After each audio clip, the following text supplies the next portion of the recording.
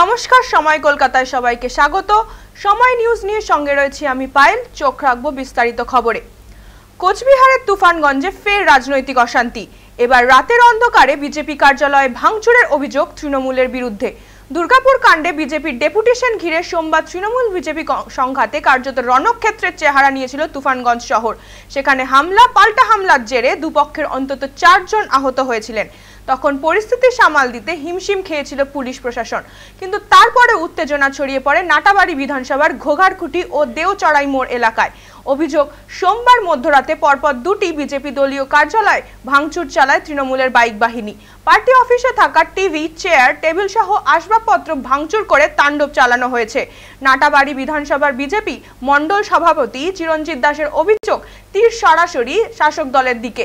অপরটিকে বিষয়টিকে সম্পূর্ণ ভিত্তিহীন বলে দাবি করেছেন চিলাখানা 2 নম্বরের তৃণমূলের যুব সভাপতি সুমন রহমান।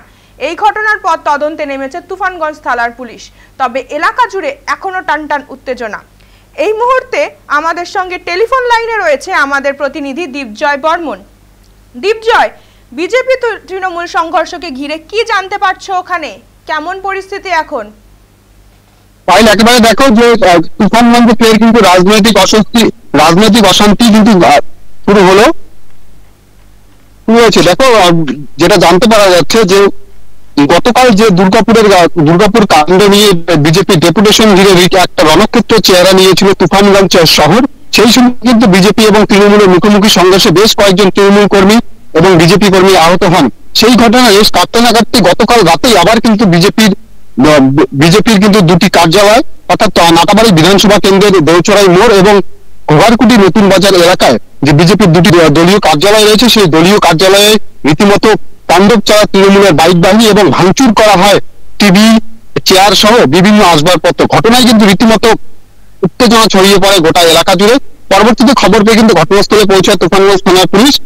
কিছুক্ষণ পরেই কিন্তু স্বাভাবিক হয়। দেখো, সেই যত বিধানসভা ভোট এগিয়ে আসছে ততই যেন একটা রাজনৈতিক উত্তেজনা দিন দিন বেড়েই চলেছে এই কোচবিহার জেলা জুড়ে।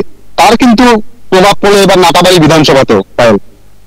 অনেক ধন্যবাদ দীপজয় আমাদের সঙ্গে থাকার জন্য। যেমনটা আমাদের সাংবাদিক জানালেন, কোচবিহারের তুফানগঞ্জের রাজনৈতিক অশান্তি এখনো জেরবার রয়েছে।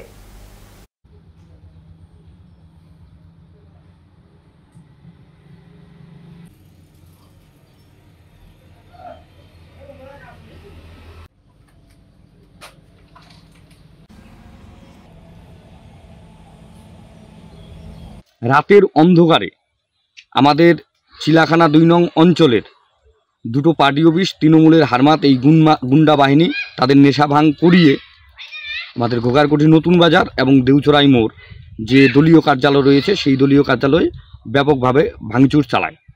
এমতো অবস্থায় বলতে চাই, তৃণমূল কংগ্রেস যদি এই রাজনীতিতে বিশ্বাসী থাকে তাহলে বিজেপি আর হাত গুটিয়ে বসে থাকবে না।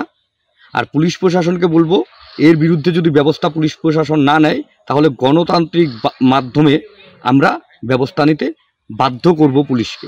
না, আমাদের কেউ হামলা করে নাই, ওটা বিজেপি পরিকল্পিত। ওরা ওদের পায়ের নিচে কোনো রকম মাটি নেই।